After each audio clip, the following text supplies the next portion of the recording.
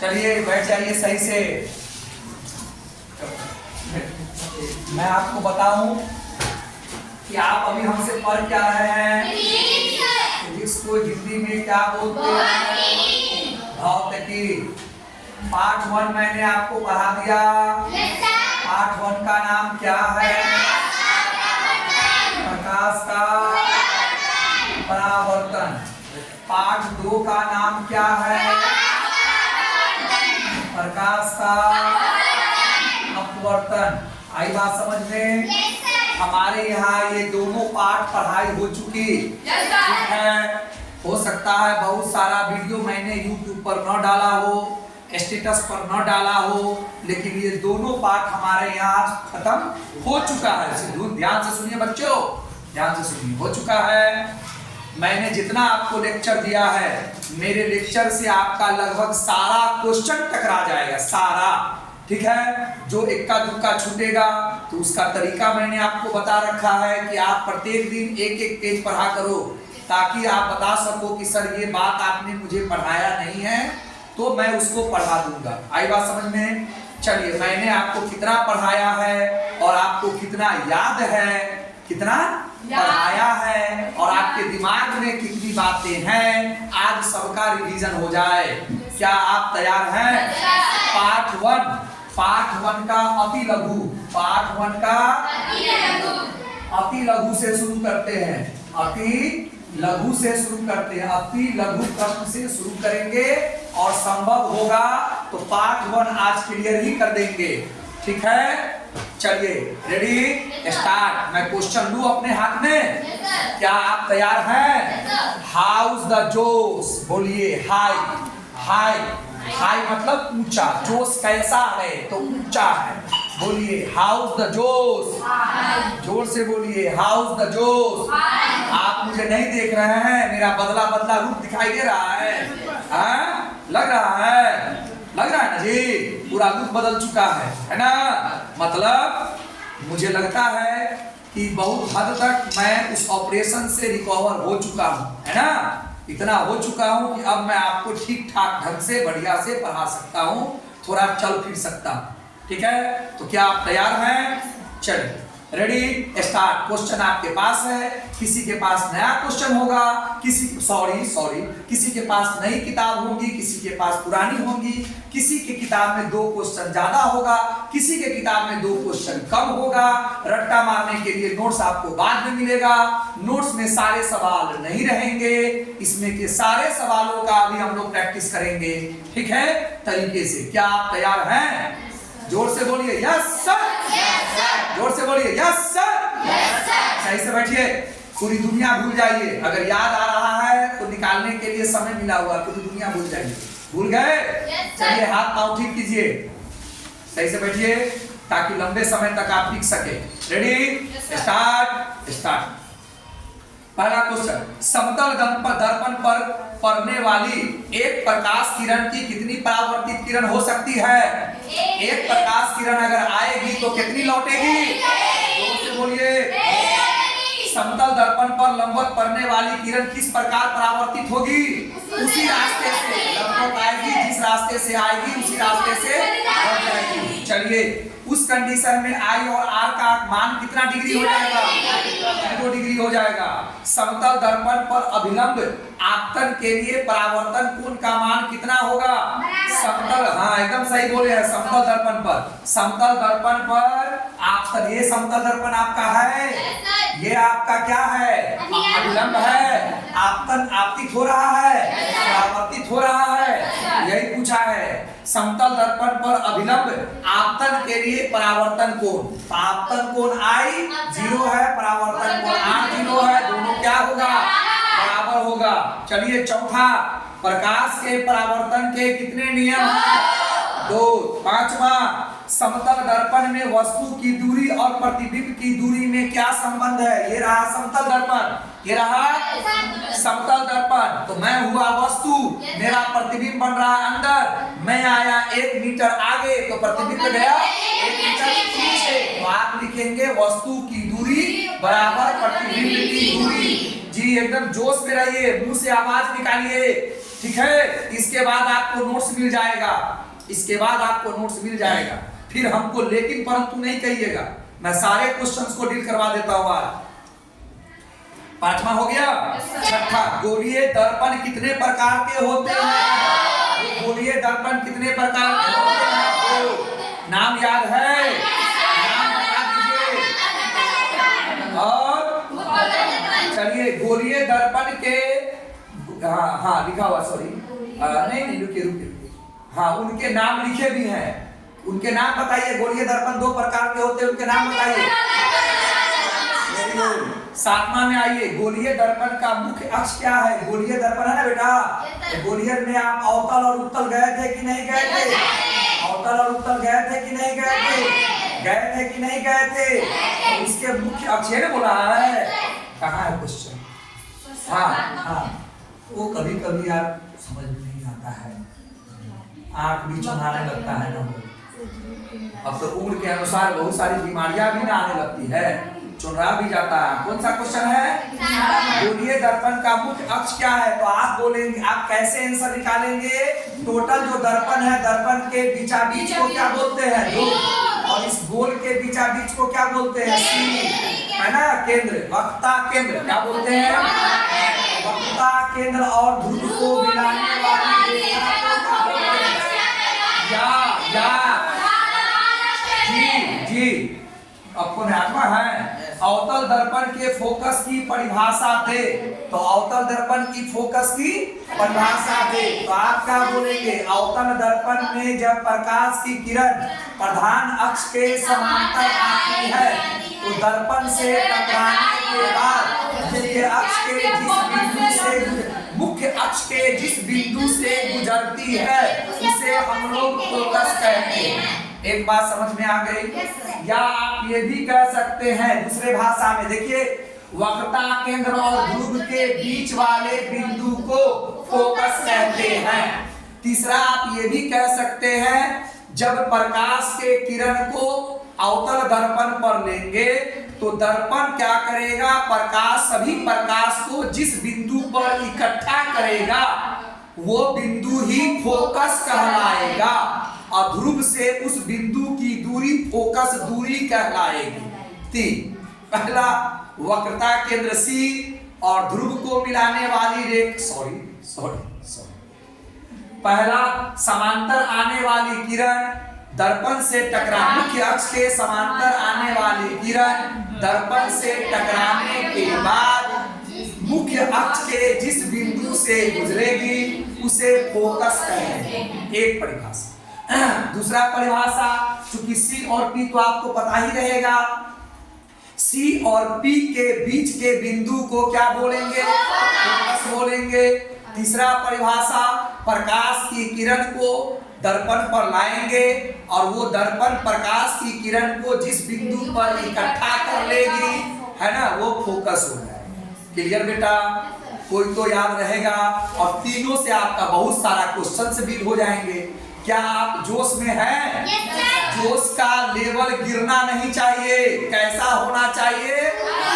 High होना चाहिए। आज पता चल जाएगा, मेरा लेक्चर से आपका सवाल क्लियर हुआ, ये सब बेकारे चल रहा था।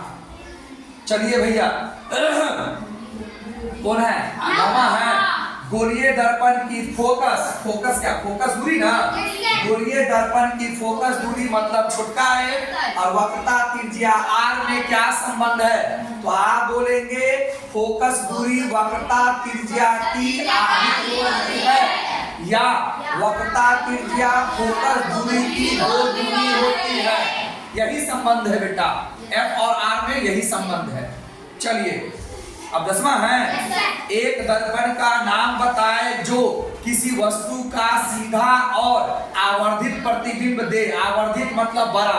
तो दर्पण आपने 3 नाम नहीं पूछा, तो दर्पण 3, एक समतल, एक उत्तल, एक अवतल। समतल क्या करता है? समतल सीधा देता है, ये तो बात मानते हैं आप, लेकिन क्या वो बड़ा देता है? तो ये समतल कट गया। उसके बाद अवतल में चलिए, वह एक बार सीधा भी देता है और बड़ा भी देता है। ओके, तो हम अवतल के साथ जाएंगे। किसके साथ जाएंगे? उत्तल के साथ नहीं जाएंगे। उत्तल हमेशा सीधा और छोटा होता है, और सीधा याद है तो आपको आभासी याद होगा। ठीक है बेटा, बोलते रहिए मुंह से, जोश हाई है कि नहीं है। आज हम इस सारे सवाल का धुआं उड़ा देंगे। क्या उड़ा देंगे? माचिस मारने की जरूरत नहीं पड़ेगी। एक हफ्ता से तो बोर्ड पर क्लास में हम माचिस मारिए रहे थे, किताब को नहीं जलाना है, लेकिन आंसर क्वेश्चन का जो आंसर देंगे वो धुआं हो जाएगा। ठीक है, चलिए, सिर्फ मैथ आप सुनते थे हमसे, है ना? खाली मैथे ना सुनते थे, मैथ तो मैंने अभी पढ़ाया ही नहीं है। मैथ का जब जलवा देखिएगा तो बड़े बड़े लोग वहां पर हिलना शुरू हो जाएंगे, लेकिन ये जलवा यूट्यूब पर नहीं जाएगा। यूट्यूब पर नहीं जाएगा। पूछ सकते हो क्यों? क्योंकि मेरा सारा ट्रिक दुनिया जान जाएगा, है ना? आपको इस एरिया के लोगों को खुश होने दीजिए कि उनका बच्चा बहुत बढ़िया से मैथ पढ़ रहा है। क्योंकि वो रिजल्ट, वो तो अपने नॉलेज को कैलकुलेशन करेगा किससे? रिजल्ट से। गधा है, किससे कैलकुलेशन करेगा? रिजल्ट से। आई बात समझ में? गार्जियन तो केवल ये कहता है कि टीचर बाप समान होता है। आई बात समझ में? अब कितना बाप समान लोगों से लोग अपने बाल बच्चा को पढ़ाते हैं, ये भी आपको पता है, ये भी आपको अच्छी तरह से पता है। आई बात समझ में? तो जो मेरे पास ट्रिक है वो ट्रिक हैक न हो जाए, इसीलिए मैथ का वीडियो क्लास नहीं होगा। मैथ का वीडियो यूट्यूब पर अपलोड नहीं किए जाएंगे। उन लोगों को खुश होने दीजिए जिसका रिजल्ट बहुत अच्छा है और हमको मैथ बहुत ज्यादा आता है। तो आइए 12th में, आइए उसी समय आजमा लिया जाएगा। निकाल के दिखला दीजिए, इंजीनियरिंग निकाल के दिखला दीजिए। ठीक है, पता चल जाएगा कि कितना मैथमेटिक्स आता है। इसीलिए उस रिजल्ट वाले को खुश रहने दीजिए कि हमारा बच्चा का स्कोर बहुत अच्छा है, इसलिए मैथ भी बहुत अच्छा है। ठीक है जी, मैं बढ़ूं आगे। हमारे यहाँ मैथ कौन चैप्टर हो चुका है पढ़ाई? मैथ में हमारे यहाँ क्या क्या पढ़ाई हो चुका है? लेसन 15। ये तीनों का आप क्या करेंगे? लगातार करते रहेंगे। ये 3 हो चुका है। फिजिक्स लेसन 3 तक जाने के बाद हम आपको वापस मैथ में लाएंगे। 3 लेसन फिजिक्स इसीलिए जाएंगे कि 6 लेसन से 3 लेसन आपका 50% सिलेबस कंप्लीट। वो भी फेंक फाक करके नहीं, हवा दे करके नहीं, झूठ बोल करके नहीं, एकदम सही तरीके से। और सारा वीडियो अपलोड हो रहा है ना? आपके घर भी जा रहा है, यूट्यूब पर भी है। दिक्कत होता है आप उससे पढ़िए। मेरा पढ़ाया हुआ जो भी विषय है वो इतने बेसिक अंदाज में है कि कोई भी चाहे तो उसको पढ़ सकता है, कोई भी चाहे तो उसको आराम से समझ सकता है। ओके, चलिए क्वेश्चन नंबर कौन सा पढ़ाना है मुझे? 11। एक अवतल दर्पण द्वारा, अवतल दर्पण द्वारा, तो अवतल दर्पण का चित्र देखिए भैया। ये आपका अवतल दर्पण का चित्र है कि नहीं है? ये आपका पी है कि नहीं? सी है कि नहीं? आप खुद से करेंगे, फास्ट में करेंगे, गंदा करके सिर्फ समझने से तो मतलब है आपको। चलिए 11 है।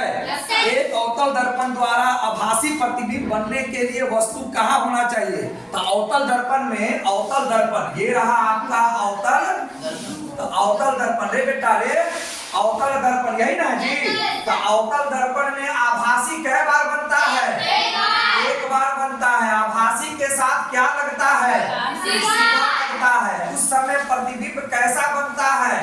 बड़ा बनता है। तो यही कह रहा है कि आप ये तो आंसर हुआ, लेकिन आपसे क्वेश्चन में कह रहा है कि वस्तु तुम कहाँ रखोगे? वस्तु तुम कहाँ रखोगे? तो कहाँ रखे थे मेरे ख्याल से? Yes yes yes yes yes yes yes yes, Dhruv और फोकस के बीच में। जैसे भूलोगे सारा चीज तेरे बुक में है। 6 तरीके से समझना है तो बनाकर देख लो, है ना? और रट्टा मारना है तो बॉक्स में देख लो। तो समझ करके रट्टा मारोगे तो हमेशा याद रहेगा। भूलोगे खुद करके देख लो, ठीक? याद होगा आपको बेटा? यहाँ से निकला था प्रकाश, निकला था, और यहाँ से लौटते वक्त F से गुजरा था। दूसरा प्रकाश आपने मेरे ख्याल से C से निकाला था। पीछे गए थे आप डॉट डॉट डॉट लेकर के, कटा था एक जगह पर, डॉट डॉट डॉट मार दिया। डॉट के चक्कर में आभासी, और ऊपर है तो सीधा। देखिए वस्तु कितना बड़ा है और प्रतिबिंब कितना बड़ा, तो भरा हुआ कि नहीं हुआ जी। तो उस समय में आपने वस्तु को कहाँ रखा था, फोकस और ध्रुव के बीच में। यही आपका आंसर है, ठीक है। चलिए, इस तरह के सवाल के सारे आंसर आपको 6 को प्रैक्टिस करना सिखाए। 11 हो गया। 12, यदि कोई वस्तु अवतल दर्पण के वक्रता केंद्र पर रखी हो, कितना अवतल दर्पण, ये ले अवतल दर्पण हो गया, ये P है, ये C है, ये F है। कहता है यही ना C का मतलब वक्रता केंद्र होता है। C का मतलब क्या होता है, वक्रता केंद्र होता है। तो आपने वस्तु रखा है वक्रता केंद्र पर, तो प्रतिबिंब कहाँ बना था, वक्रता केंद्र पर। अरे ये बोलिए, वस्तु वक्रता केंद्र पर तो प्रतिबिंब कहाँ बनेगा, बोलिए। मेरे अकेले का मुकाबला, इस बूढ़े का मुकाबला इतने जवान मिलकर नहीं कर पा रहे हैं। क्या होगा इस देश का भविष्य, इस देश का भविष्य आपके ही कंधों पर है, ठीक है।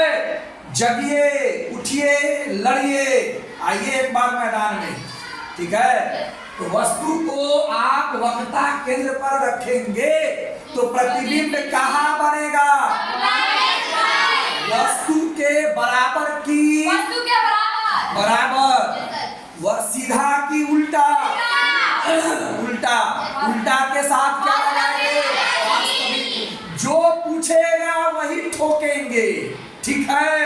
चलिए, ज्यादा नहीं ठोक दीजिएगा। आजकल के एग्जाम में आता है 100 में से किन्हीं 50 सवालों का जवाब दे।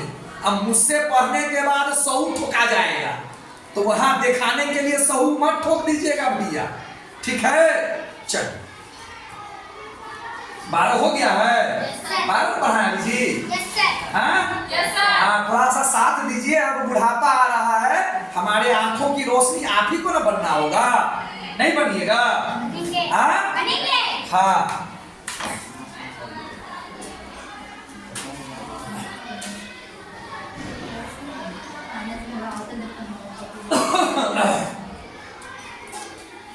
कितना क्वेश्चन नंबर बोल चलेगा, 13। चलिए, क्या आप तैयार हैं। वस्तु U, वस्तु दूरी U, याद कीजिए, वस्तु की दूरी को किससे, वस्तु की दूरी को किससे शुरू करते हैं, और लगे हाथ, प्रतिबिंब की दूरी को B से, वस्तु की ऊंचाई को, वस्तु की ऊंचाई को, और प्रतिबिंब की ऊंचाई को किससे, वेरी गुड। इतनी बात याद है।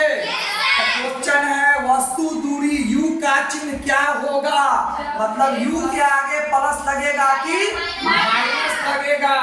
जब एक अवतल दर्पण के सामने किसी वस्तु को रखा जाता है, ये आपका अवतल दर्पण है ना, ये आपका P है, ये आपका C है। वस्तु को हमेशा किधर रखनी चाहिए, बाईं ओर। और कभी भी कोई दूरी कहां से नापेंगे, P से बाईं ओर नापी गई दूरियां क्या होती है, आंसर किसके साथ जाएगा, ऋणात्मक के साथ जाएगा। समझ रहे हैं जी। ध्रुव से बाईं ओर नापी गई दूरियां, और ध्रुव से दाईं ओर नापी गई दूरियां इस दर्पण में जी। सवाल को देखना पड़ेगा, वस्तु को हमेशा कहाँ रखनी चाहिए, वस्तु को हमेशा बाईं ओर रखनी चाहिए। वो कहे या ना कहे, ठीक है। चलो, आनंद ले रहे हो। 14 है, न्यूमेरिकल्स आ गया है, पढ़ा दूं। आप लोग न्यूमेरिकल्स बनाइएगा, घर पे बनाइएगा ना बेटा, है ना।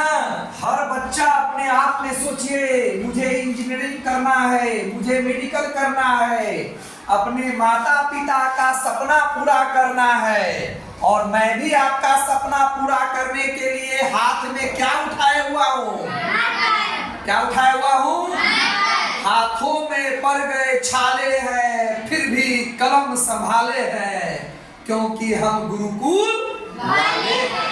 आई बात समझ में, अच्छा था। एक बार और बोलते हैं, ताली बज जानी चाहिए। हाथों में पड़ गए छाले हैं, फिर भी कलम संभाले हैं, क्योंकि हम गुरुकुल वाले राजी है जी। तो आइए आप भी मेरा साथ दीजिए, हाथों में छाले पड़ जाने दीजिए, ठीक है। चलिए क्वेश्चन नंबर 14, क्वेश्चन नंबर 14। धुआं धुआं उड़ जाएगा हर क्वेश्चन का, ठीक है। चलिए 10 सेंटीमीटर फोकस दूरी वाले अवतल दर्पण, जानना पड़ेगा ना कि कौन दर्पण है भैया। ये है अवतल दर्पण, मानते हो। ये P है, ये C है और ये बड़का F है। बड़का F और P के बीच की दूरी को क्या बोलते हैं, छोटा है। तो 10 सेंटीमीटर दूरी वाले, फोकस दूरी वाले, मतलब इस मैथ में F का मान उसने कितना दिया। आप माथा लगा करके इसमें प्लस ठोकेंगे कि माइनस। वाह वाह वाह वाह वाह।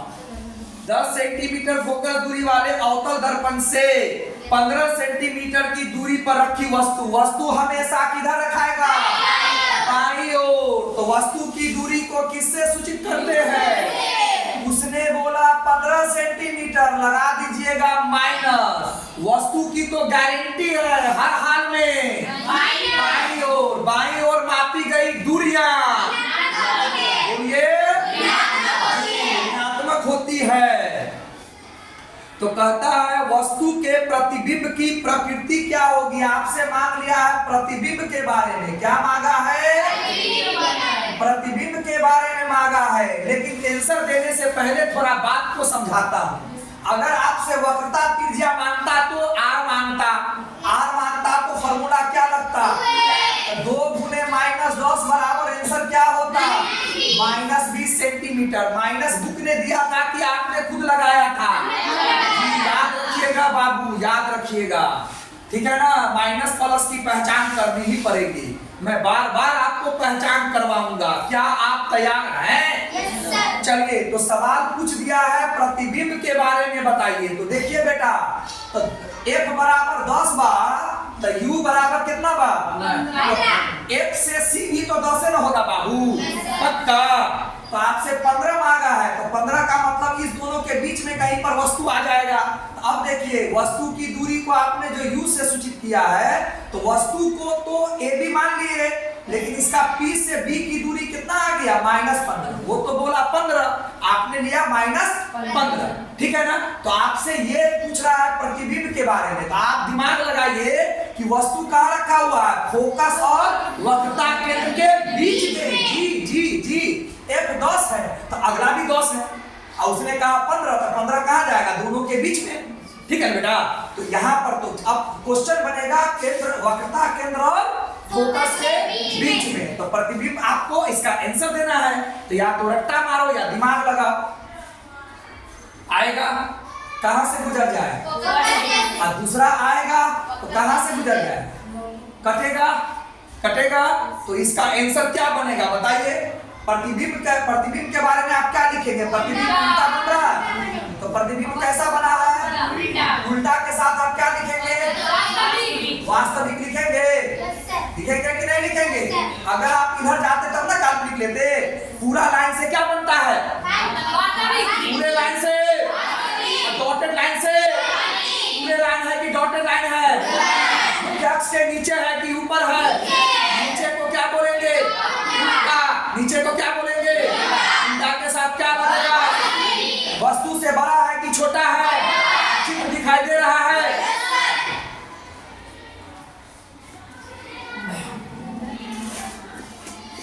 वस्तु से बड़ा, तो उल्टा वास्तविक वस्तु से बड़ा। जितना आंसर मैं दे सकता था आपको दे दिया, कोई दिक्कत आई बात समझ में। चलिए 15 में चले बाबू, चलो बाबू 15 में। अवतल दर्पण से किस दूरी पर एक वस्तु को रखा जाए जिससे कि प्रतिबिंब का आकार वस्तु के आकार का बराबर। ये कौन सा दर्पण बा,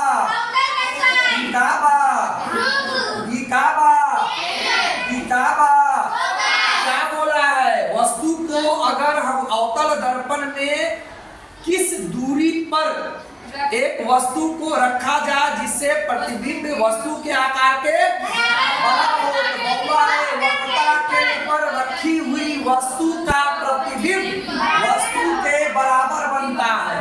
अगर आपने वस्तु को 5 सेंटीमीटर का रखा है तो प्रतिबिंब भी कितना का बनेगा?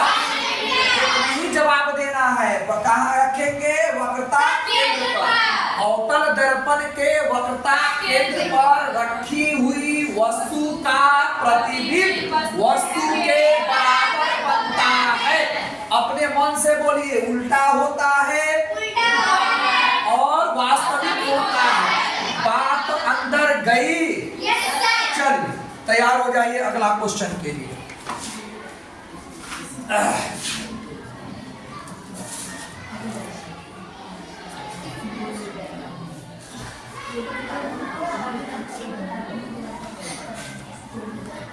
क्वेश्चन नंबर कौन सा? 16। क्या आप तैयार हैं? जोश हाई हो गया कि लो हो गया? बैठे हुए हैं तब आप कहते हैं लो हो गया, तो हमारा क्या होगा? हाँ? अरे बुढ़ापा में हम लोगों का अपने माता पिता का सहारा बनोगे कि बेसहारा छोड़ दोगे? बनोगे ना? कि वृद्धा आश्रम में छोड़ आओगे? सोच लो, हमने तो तुम्हारा साथ नहीं न छोड़ा है, तो किस दिन के लिए? अपने बुढ़ापा। तो जब हम लोग बूढ़े हो जाएंगे तो हमारा साथ ना छोड़ोगे माता पिता का? हाँ हाँ, वृद्धाश्रम के बारे में तो सुने होगे, सब ले लेना, रजिस्ट्री करवा लेना, वृद्धाश्रम में डाल देना। ऐसा मत करना, है ना? मुझसे पढ़ने के बाद आप इस देश के, समाज के सबसे सभ्य, ठीक है, और सबसे शिक्षित, है ना, सबसे संस्कारी विद्यार्थी बने, ठीक है, ताकि आप जहां भी जाएं आप अपने माता पिता, अपने गुरु, अपने गांव, अपने समाज का झंडा फहरा सके। वो बोले कि बहुत अच्छी जगह से शिक्षा प्राप्त करके आया है, ठीक है? हाँ ठीक है, बढ़े आगे। चलिए 16 है, किस गोलीय दर्पण में केवल काल्पनिक प्रतिबिंब बनता है? तो गोलीय दर्पण कितने प्रकार के? एक ये रहा आपका कौन सा? अवतल दर्पण। ओके बेटा लाल, अवतल दर्पण, अवतल। और ये देख तो बेटा, ये कौन सा दर्पण? उत्तल दर्पण। उत्तल आपको पता होगा इसमें कै बार बनता है काल्पनिक? इसमें कै बार? 100 बार। तो आप आंसर लेकर कहाँ जाएंगे?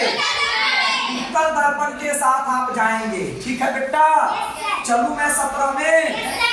क्या एक उत्तल दर्पण, मतलब इस दर्पण की बात कर रहा है, क्या एक उत्तल दर्पण किसी वास्तविक वस्तु का वास्तविक प्रतिबिंब बना सकता है? नहीं, वस्तु तो वास्तविक ही रखेंगे, लेकिन उत्तल दर्पण हमेशा कैसा प्रतिबिंब बनाता है? कैसा? काल्पनिक प्रतिबिंब बनाता है। क्या आप मेरी बात समझ रहे हैं? क्या आप समझ करके जवाब दे रहे हो? क्या लेक्चर का पढ़ा हुआ ही टकरा रहा है? बिना मतलब की चीज तो नहीं ना पढ़ाया? चलिए एक भी सवाल ना छूटेगा। 17 के बाद हम चलते हैं 18 पर। एक दर्पण की फोकस दूरी, नाम नहीं बोला है, आपको फंसा रहा है। F बराबर दिया है -15 सेंटीमीटर। आपको चुनना है कि दर्पण अवतल होगा कि उत्तल होगा। बोलिए बोलिए बेटा, अवतल दर्पण किससे पकड़े? 15 सेंटीमीटर से। अवतल दर्पण की फोकस दूरी माइनस में होती है। धुआंधार बैटिंग करवा रहा हूँ, ठीक है? स्कोर बन जाना चाहिए बढ़िया सा, ठीक है? T20 का समय चल रहा है, मैच देखते हो, इसीलिए तो नहीं देखते तो और बैटिंग बढ़िया करते, ठीक है? हाँ देखते हैं, चलो मनोरंजन के लिए देख लो भैया, हम भी तो कहते हैं मनोरंजन कर लो। कुछ लोग खेल कर, कुछ लोग सीरियल देखकर, कुछ लोग न्यूज़पेपर पढ़कर, लेकिन मनोरंजन भी जीवन में जरूरी है, दायरे में रहकर। किसमें रह कर बेटा? दायरे में रह करके, डिसिप्लिन में रह करके। राशिद बाबू, डिसिप्लिन में जहां से कुछ सीखने को मिले, उस मनोरंजन से भी कुछ सीखना है। ठीक है बेटा? हाँ, मनोरंजन का मतलब ये नहीं कि मेरे जीवन का वो 2 घंटा खराब हो गया। फिल्म देख रहे हैं तो उसका निचोड़, उस फिल्म में क्या सिखाया जा रहा है, क्या अच्छी बातें हैं, उसको अपने जीवन में ग्रहण कर लेना है। क्या मैं आगे बढ़ूं? चलिए, खिलाड़ियों से सीखिए कि वो जो बॉल फेंकता है तो ना जाने कितना बॉल फेंकता है, सिलेक्शन हो ना हो, कितनी बार दिन रात बैटिंग करता रहता है, जीवन भर प्रैक्टिस करता रहता है बाबू, तब जाकर के मैदान पर उतरता है। एक छोटा सा गलती, उस दिन का खराब परफॉर्मेंस उसको हमेशा के लिए टीम से बाहर निकलवा देता है। ठीक है ना?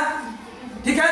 बगैर कमाए हुए वो दिन रात प्रैक्टिस करता है। जब वो प्रैक्टिस करता है ताकि उसका घर द्वार कैसे चलता होगा, उसका बाल बच्चा कैसे पलाता होगा, उससे सीखना है कि आप वो जो प्रदर्शन कर रहा है, आप बेस्ट प्रदर्शन किया है तो वो कितना कितना प्रैक्टिस किया होगा इसके लिए।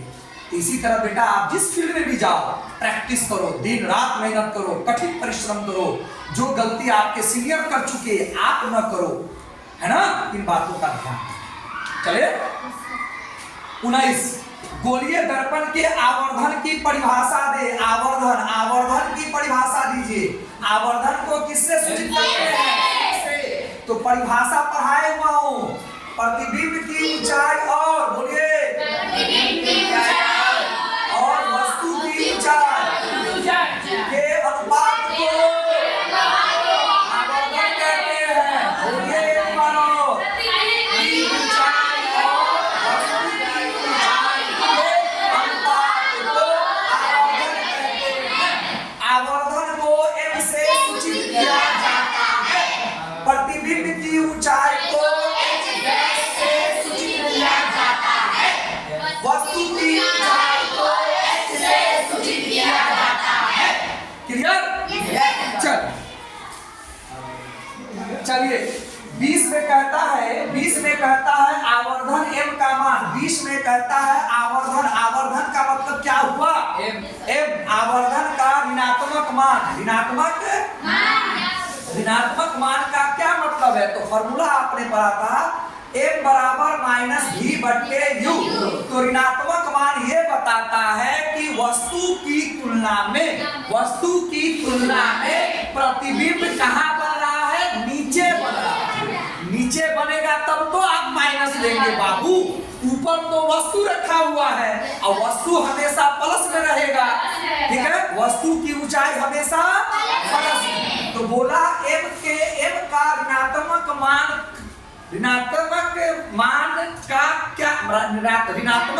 क्या बताता है? तो आप बोलेंगे m का ऋणात्मक का मान हमें यह बताता है कि वस्तु की तुलना में प्रतिबिंब नीचे बन रहा है, मुख्य अक्ष के नीचे बन रहा है। वस्तु की तुलना में प्रतिबिंब नीचे बन रहा है। ठीक है बाबू? चलो 20 के बाद क्या पढ़ा दूं? 21। एक और न्यूमेरिकल्स आया है ना? किसी गोलीय दर्पण की वक्रता त्रिज्या 20 सेंटीमीटर है, तो वक्रता त्रिज्या बराबर r बराबर कितना बाबू? नाम नहीं दिया है, अवतल की उत्तर। तो 20 दिया है, तो 20 है तो मोने मोने प्लस है कि माइनस है? प्लस है। समझ रहे हैं इशारा? चलिए, तो इसकी फोकस दूरी कितनी है? बचा दिया आपको। f बराबर फॉर्मूला क्या होगा? तो 20/2 बराबर 10। तो बोलिए ये तो आपका रियल आंसर आ गया। अगर आपसे पूछे कि ये R20 जो है और F10 जो है, ये अवतल दर्पण का है कि उत्तल दर्पण का है? बोलिए उत्तल दर्पण की वक्रता त्रिज्या और फोकस दूरी धनात्मक होती है। समझ में आयल? चलिए मैं आगे बढ़ूं। 21 तक चले गए। 22 क्वेश्चन है। क्वेश्चन नंबर 22 में आ गए हैं। उत्तल दर्पण के एक उपयोग को लिखे। तो उत्तल दर्पण का चित्र देख रहे हो? एक उपयोग मांगा है, तो बताइए उत्तल दर्पण का उपयोग। बोलिए मोटरसाइकिल में, कार में, बस में, साइड मिरर के रूप में किया जाता है। अंदर जा रहा है, अगल बगल से भूत प्रेत जिन्नात डिस्टर्ब न कर रहा है, उसको बताओ तुमसे बड़ा जिन्नात हम खुद हैं। ठीक है, हमसे तो हमारे मम्मी पापा घर में पनाह मांगते हैं। हाँ ठीक है, तुम किस खेत की मूली है जब हमारे मम्मी पापा हमसे पनाह मांगते हैं घर में। हाँ, मम्मी लाठी लेकर दौड़ाती है, बेटा खा ले खा ले, आप क्या बोलते हैं? नहीं खाओ न खाओ। हाँ, तो जब आप लोग अपने मम्मी पापा को चकमा दे सकते हैं तो आपसे बड़ा शैतान कौन हो सकता है? ठीक, हाँ, राजीव सर के क्लास के बाद आप सारे टीचरों को चकमा दे सकते हैं तो आपसे बड़ा शैतान कौन हो सकता है? हाँ, वो तो दिखता नहीं है तो शैतान है, आप लोग तो पूरा दिखते हैं भैया। आपसे बड़ा कोई शैतान हो सकता है? एक बार मुकाबला करवा दिया जाएगा। ठीक है, ठीक है ना, एक बार मुकाबला करवा दिया जाएगा। ठीक बेटा, कहाँ तक पढ़ा दिए बउआ? 22 में चले। उस उत्तल दर्पण की फोकस दूरी ज्ञात करें जिसकी वक्रता त्रिज्या 32 है। चित्र बना लीजिएगा ना बाबू, तो उससे क्या हो जाएगा कि कुछ चीज एक्स्ट्रा समझ में आ जाएगा। इसका सी तो इधर होता है बउआ, बी तो बी, सॉरी छोटा है बड़का, ठीक है, और ये आपका पी और ये आपका एफ है ना। अब पूरा को कहते हैं आ, तो वस्तु तो हमेशा आप इधर रखते हैं। तो क्वेश्चन उतना नहीं है डिफिकल्ट, वो कहता है कि फोकस दूरी ज्ञात करें, मतलब आपसे क्या मांग रहा है? फोकस दूरी मांग रहा है। फोकस दूरी को किससे सूचित करेंगे? बोलो, हर वक्त जगाना पड़ता है। अब वक्रता त्रिज्या क्या दे दिया है? 32 सेंटीमीटर। वक्रता त्रिज्या को क्या बोलते हो? कितना हो गया? एफ का फॉर्मूला क्या लेकर आओगे तुम? 32/2 बराबर कितना? आंसर तो आपका हो गया। अब बताइए हमको प्लस या माइनस में जाना है? वाह वाह वाह वाह, इसमें अच्छा प्लस में जाओगे? कमाल कर दिए पांडे जी, हिल जाएगा आज यूट्यूब में। हाँ क्या?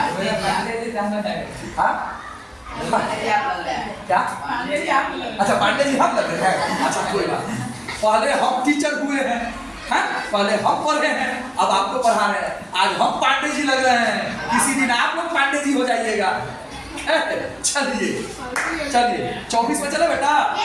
काल्पनिक प्रतिबिंब से आप क्या समझते हैं? तो काल्पनिक प्रतिबिंब से आप क्या समझते हैं, है ना? वह प्रतिबिंब जो आती हुई प्रतीत होती है ना? किसी वस्तु से आती हुई प्रतीत होने वाले को आप क्या बोलते हैं? प्रतिबिंब कितने प्रकार के?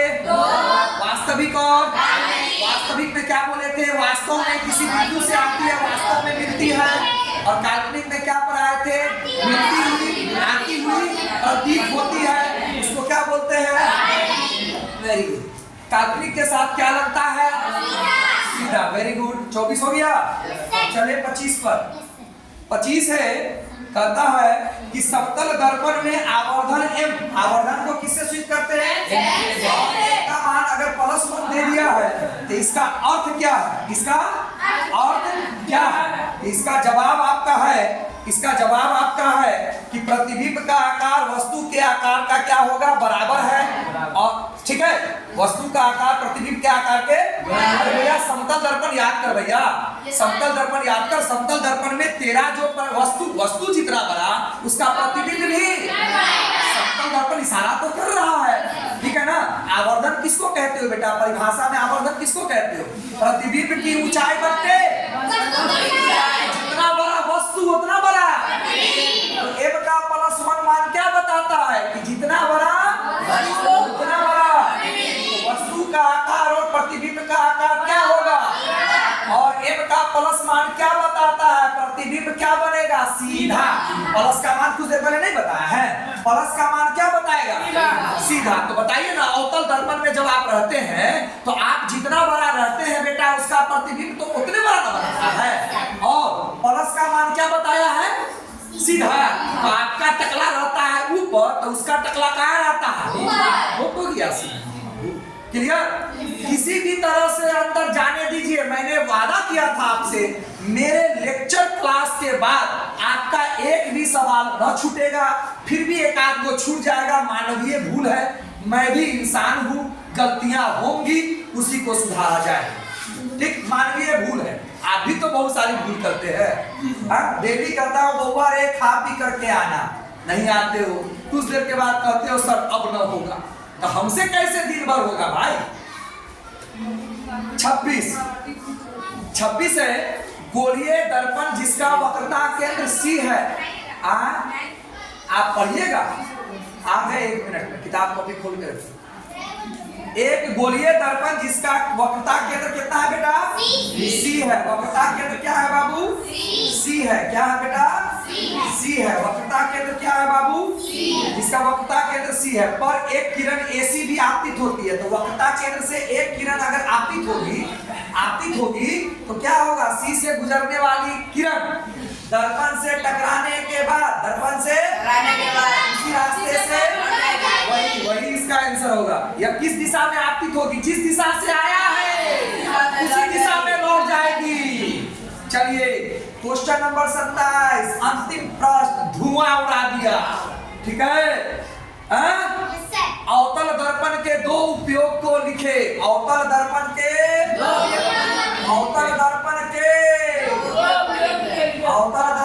कितना उपयोग? बोल बेटा लाल, कौन? हाँ बोल जोर से। अरे भैया जोर से बोल। हम जानती के कार्य में अवतल दर्पण का उपयोग होता है। दूसरा बोल। हाँ ठीक है। ये डॉक्टरी क्या करते? रोगी को देखने में, और क्या बोलते? दांत, कान, गला, नाक इत्यादि के रोगियों के दांत, कान, गला, नाक इत्यादि के जांच में अवतल दर्पण का उपयोग किया जाता है। क्लियर?